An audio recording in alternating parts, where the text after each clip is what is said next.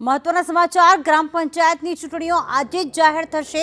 સૌથી મોટા સમાચાર આજે બપોરે 3 વાગે ગ્રામ પંચાયતની ચૂંટણીની તારીખો જાહેર થશે। છેલ્લા 2.5 થી 3 વર્ષથી આ ચૂંટણીઓ અટકેલી હતી અને હવે 8240 ગ્રામ પંચાયતોની ચૂંટણીની જાહેર થશે। 3 વાગે જાહેરાત કરવામાં આવશે। હિરણ, શું વધુ માહિતી મળી રહી છે આ અંગે?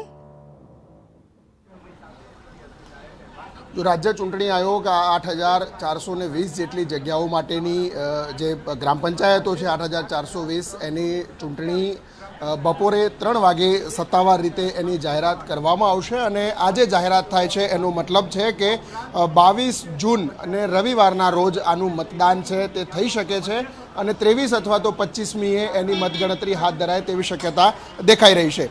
રાજ્ય ચૂંટણી આયોગે સત્તાવાર રીતે આ અંગેની જાહેરાત 3 વાગે કરવામાં આવશે।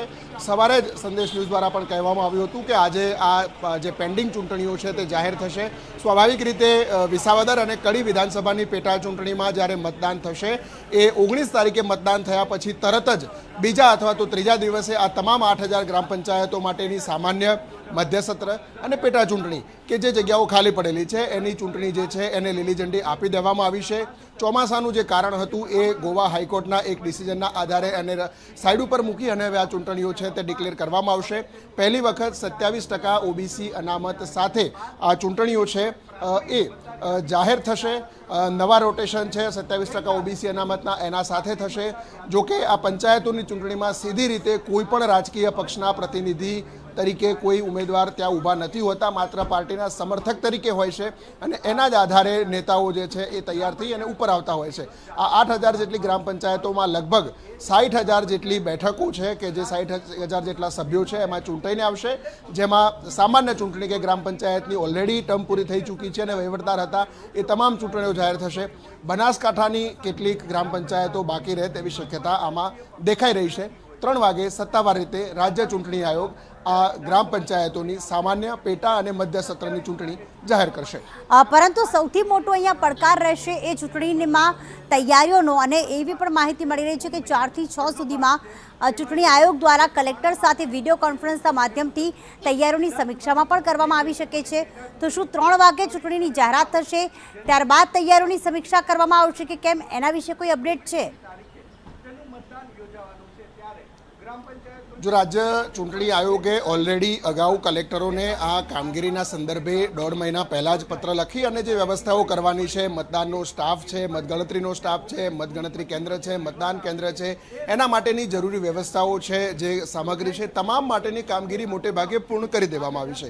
આજની જે વિડીયો કોન્ફરન્સ બપોરે 4 વાગ્યાથી લઈ અને 6 વાગ્યા સુધીની છે કલેક્ટરો સાથે, એ માત્ર ને માત્ર જે કામગીરી થયેલી છે એની સમીક્ષા અને એની અંદર આગળ ફર્ધર કામ બાકી છે તો કેવી રીતે પૂરું કરવું અને ચૂંટણીઓના સંદર્ભમાં ખાસ જે રોટેશનના આધારે પહેલી વખત 27% ઓબીસી અનામત સાથે થઈ રહી છે તો અને બેલેટ પેપરથી આ મતદાન થવાનું છે તો એમાં કોઈ પણ પ્રકારની કચાશ ન રહે એટલા માટે આ સમીક્ષા બેઠક બપોરે કરવામાં આવી છે।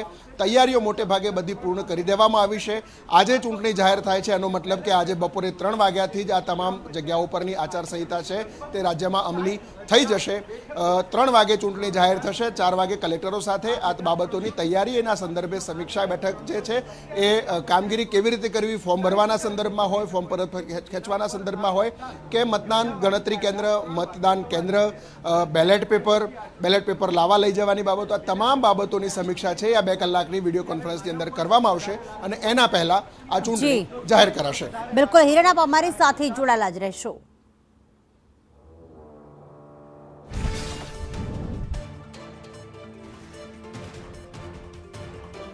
તો ખાસ 8240 ગ્રામ પંચાયતોની ચૂંટણીની જાહેરાત આજે 3 વાગે કરવામાં આવશે ને ત્યારથી લઈને જ્યારથી જે તારીખે મતદાન છે ત્યાં સુધી આચારસંહિતા આ તમામ ગ્રામ પંચાયતોમાં લાગુ પડી જશે।